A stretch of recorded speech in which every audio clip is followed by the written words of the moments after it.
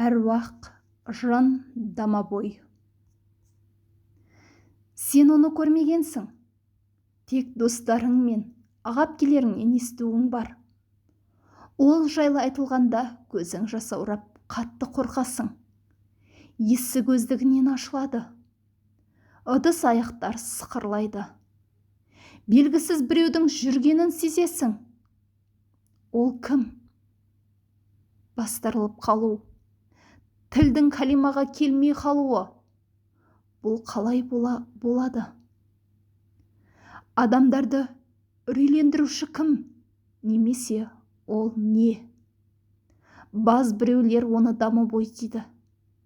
Енді біреулер әруақ десе, кей адамдар жын шайтандар деп ойлайды. Ақиқаты қайсы?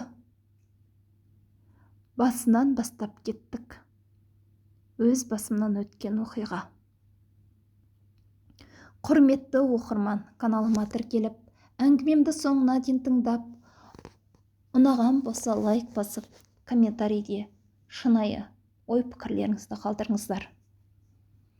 Менің дос ағам бар. Есімі Манас. Ішіне жын кіріп кетіпті дегенді естіген едім. Бір күні ортақ досымды жолықтырдым. Кеттік. Манастың ішіне тағы да жын кіріп кетіпті деді. Сөйтіп имамды алып үшеуміз үйіне келдік. Келсек, 2-3 таныс жігіт отыр. Жедел жәрдемде шақырып қойыпты. Әлгі Манас диванда жатыр. Қимылдамайды. Ол туралы сәл кейінірек. Жедел жәрдем қызметкерлері де келді. Өздерімен алып кетпекші.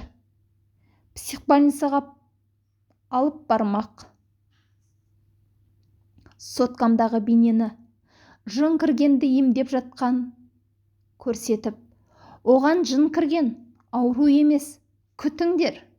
Қазір имам Құран оқиды, көресіңдер деп әрең көндірдім. Айтып ауыз жиып болған жоқ едім. Қасыма Манас келіп, бауырым, қалың қалай, жақсы ма деп, бейне бір еш нәрсе болмағандай жүр. Аң-таңбыз. Сөйтіп оған қазір имам дем салады деп айттық. Келісті. Білегіндегі белдігін шешіп, мына мен қолымды байла, өз-өзімді ұстай алмай қалуым мүмкін деді маған. Жасырмаймын, іште қорқып тұрмын. Сөйтіп оны айнала қоршап отырдық. Имам Құран бастайын деп отыр. Мен белдігін қолына байлап жатқаным сол еді. Жан даусы шығып айқайлап жіберді Манас. Ол дауыс мүлде басқа дауыс. Астағфираллах. Белдікті тастай сала қаштым.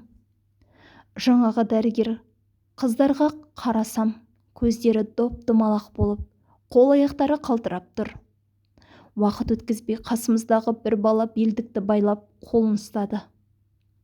Имам Құран оқи бастады.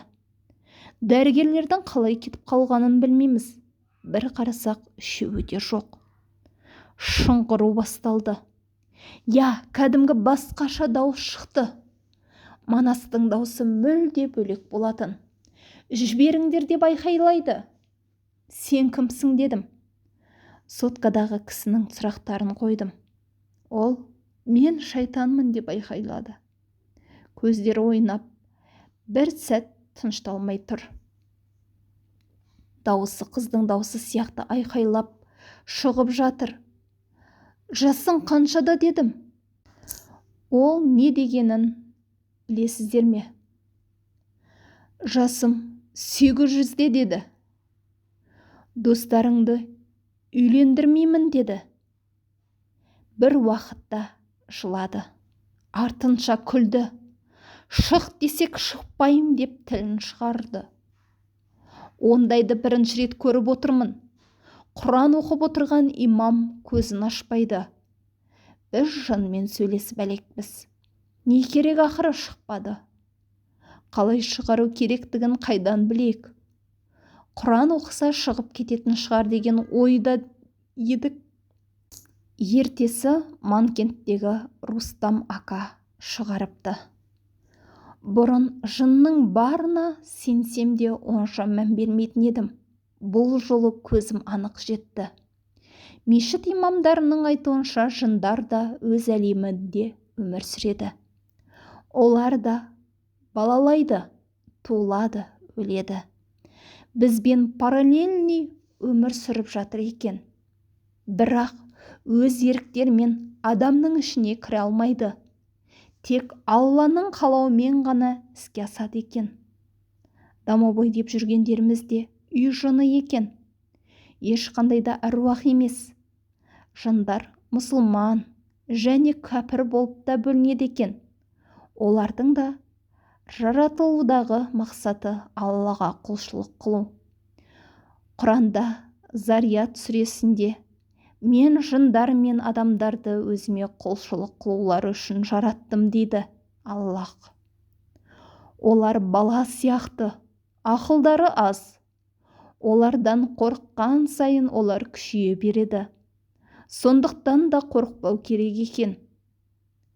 Түнде бастырылып қалмау үшін үнемі дәретпен жүру шарт. Намаз оқу міндетті.